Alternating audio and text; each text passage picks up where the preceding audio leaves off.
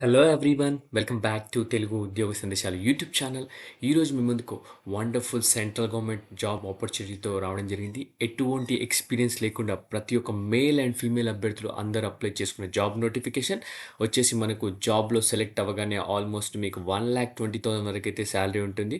మనకు బేసిక్ పేనే ఆల్మోస్ట్ 56,000 వరకు అయితే ఉంది. వచ్చేసి మనకు అఫీషియల్ నోటిఫికేషన్ అయితే రావడం జరిగింది. సో మనకు సెలెక్ట్ అయితే ట్రైనింగ్ కూడా హైదరాబాద్లో అయితే ఉంటుంది. సో, ప్రతి ఒక్కరు ట్రైనింగ్ కూడా హైదరాబాద్‌లో అటెండ్ అవ్వచ్చు. ఆ తర్వాత ట్రైనింగ్ కంప్లీట్ అయినాక పర్మనెంట్‌గా మీకైతే సెంట్రల్ గవర్నమెంట్ జాబ్ అయితే ఇస్తారు. సో, ఈ వీడియోలో క్లియర్ కట్ కంప్లీట్ డీటెయిల్స్ ఈ నోటిఫికేషన్ గురించి అయితే ఎక్స్‌ప్లెయిన్ చేయబోతున్నాను. వీడియోని ఎండ్ వరకు చూడడానికి ట్రై చేయండి స్కిప్ చేయకుండా. అలాగే మన ఛానల్ ఫస్ట్ టైమ్ వచ్చిన వ్యూస్ ఉంటే గనుక వెంటనే ఛానల్ సబ్స్క్రైబ్ చేసుకొని ఆల్ అని యాక్టివేట్ చేసుకొని సో దట్ నెక్స్ట్ టైమ్ నేను ఏ వీడియోస్ చేసినా మీకు అప్డేట్స్ రూపంలో రావడం జరుగుతుంది.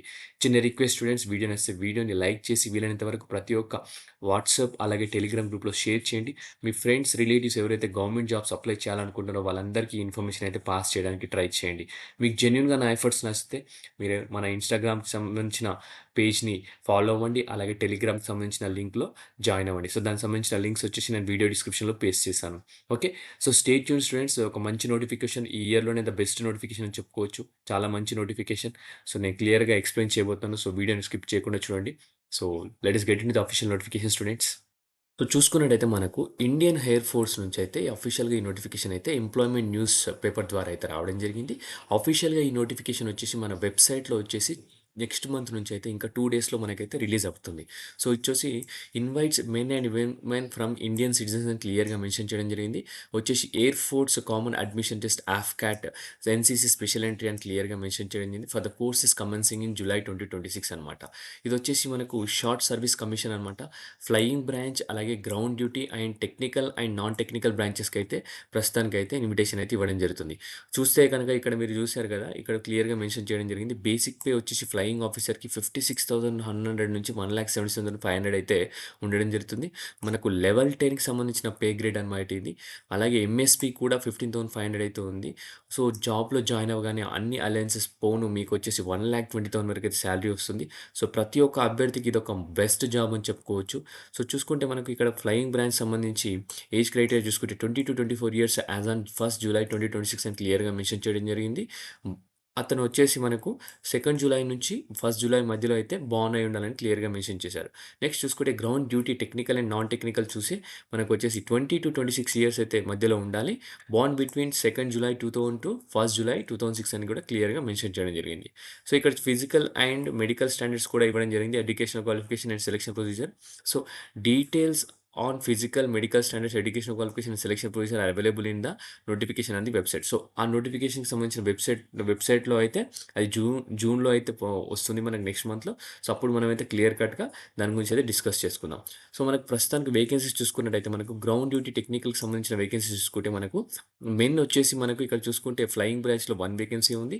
గ్రౌండ్ డ్యూటీ టెక్నికల్‌లో చూసుకుంటే ఏఈఎల్ వచ్చేసి 85 వేకెన్సీస్, ఏఈఎం వచ్చేసి మనకు 38 వేకెన్సీస్ ఉన్నాయి. అలాగే విమెన్‌కి 2 వేకెన్సీస్ ఉన్నాయి ఫ్లయింగ్ బ్రాంచ్‌లో. మనకు గ్రౌండ్ డ్యూటీ టెక్నికల్‌లో ఏఈఎల్ 23 వేకెన్సీస్, అలాగే ఏఈ టెక్నికల్ వచ్చేసి 10 వేకెన్సీ అయితే రిలీజ్ చేయడం జరిగింది. గ్రౌండ్ డ్యూటీ నాన్ టెక్నికల్ చూసుకున్నట్టయితే మనకు వెపన్స్ సిస్టమ్స్ వచ్చేసి బ్రాంచ్‌లో వచ్చేసి 19 వేకెన్సీస్ ఉన్నాయి మెన్‌కి. అడ్మిన్‌లో 46, ఎల్‌క్యూఎస్‌లో 11, అకౌంట్స్‌లో 9 వేకెన్సీస్, ఈడీఎన్‌లో 7 వేకెన్సీస్, ఎంఈటీలో 6 వేకెన్సీస్ అనమాట. విమెన్‌కి చూసుకుంటే మనకు వెపన్స్ బ్రాంచ్ సిస్టమ్స్‌లో 5 వేకెన్సీస్ ఉన్నాయి. అడ్మిన్‌లో 12 వేకెన్సీస్, ఎల్‌క్యూఎస్‌లో 4 వేకెన్సీస్, అకౌంట్స్‌లో 2 వేకెన్సీస్, ఈడీఎన్‌లో 2 వేకెన్సీస్ అండ్ ఎంఈటీలో 2 వేకెన్సీ అయితే ఉండడం జరిగింది. సో, ఇక్కడ క్లియర్‌గా మెన్షన్ చేశారు. వచ్చేసి మనకు 10% seats out of CDSE vacancies for PC and 10% seats out of AFCAT vacancy for SSC అని క్లియర్‌గా మెన్షన్ చేయడం జరిగింది. ఫ్లయింగ్ బ్రాంచ్‌లో మనకొచ్చేసి ఎన్‌సీసీ స్పెషల్ ఎంట్రీ కూడా ఉందని క్లియర్‌గా మెన్షన్ చేస్తున్నారు. ఓకే.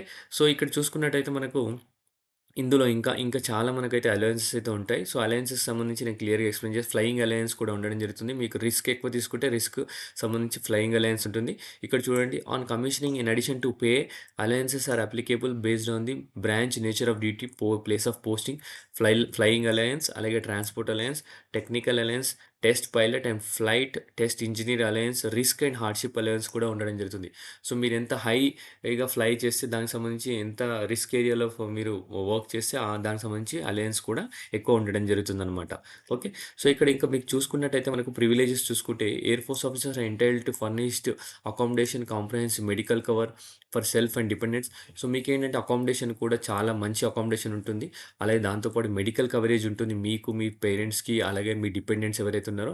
అలాగే క్యాంటీన్ కూడా మీకు సెపరేట్ ఉండడం జరుగుతుంది. ఏదైనా ప్రొడక్ట్ కొనాలన్నా కూడా మీరు క్యాంటీన్‌లో బయట కంటే మీకు ఆల్మోస్ట్ 20, 30% తక్కువైతే రావడం జరుగుతుంది. ఆఫీసర్స్ మెస్ ఉండడం జరుగుతుంది. అలాగే లోన్స్ కూడా సబ్సిడైజ్ రేట్‌లో రావడం జరుగుతుంది. ఎల్‌టీసీ కూడా ఉంటుంది. లీవ్ ట్రావెల్ కన్వీనియన్స్ ఉంటుంది. అలాగే లీవ్ 60 డేస్ యాన్యువల్లీ ఉంటుంది అండ్ 20 డేస్ క్యాజువల్ అని క్లియర్‌గా మెన్షన్ చేశారు. So, subject to the service exigencies అనమాట. సో, ఇక్కడ చూసారు కదా! ఇందాక మనం డిస్కస్ చేసుకున్నట్టు ట్రైనింగ్ పీరియడ్ చూసుకుంటే, training will commence in the first week of July 2026 for all the courses. Air force academy Dindigal, Hyderabad అనమాట. మనం డిస్కస్ చేసుకున్నట్టు ట్రైనింగ్ కూడా మన హైదరాబాద్ డిండిగల్‌లోనే ఉంటుంది. The duration of the training for flying and ground duty technical bench is 62 weeks అనమాట. Training ఒకటి 62 weeks అయితే ఉంటుంది. సో, మామూలుగా మనకు చాలా పెద్ద జాబ్ అని చెప్పుకోవచ్చు. And that of ground duty non technical branches is 52 weeks at air force training establishments అని క్లియర్‌గా మెన్షన్ చేయడం జరిగింది. మనకొచ్చేసి ఆహ్, ground duty technical branch 62 weeks ఉంటుంది. అలాగే గ్రౌండ్ డ్యూటీ నాన్ టెక్నికల్ వచ్చేసి 52 వీక్స్ ఉంటుంది.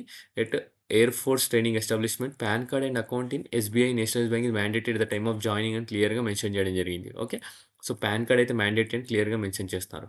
సో, వరీ అవ్వాల్సిన అవసరం లేదు. 62 వీక్స్ మీరు హైదరాబాద్‌లోనే ట్రైనింగ్ తీసుకోవచ్చు. అండ్ చక్కగా కంప్లీట్ అయిన తర్వాత మనం జాబ్‌లో జాయిన్ అయితే అయిపోవచ్చు. సో, దాంతో పాటు మీకు ఇక్కడ లీవ్స్ కూడా 60 డేస్ అయితే ఇయర్లీ ఇస్తున్నారు. అండ్ 20 డేస్ అయితే మనకు క్యాజువల్ లీవ్స్ అయితే ఇవ్వడం జరుగుతుంది. ఇన్స్యూరెన్స్ కూడా కవరేజ్ చేస్తున్నారు. 1.25 క్రోర్ ఇన్సూరెన్స్ అంటే మామూలు విషయం కాదు. Applicable to service officer and air force group insurance society అనమాట.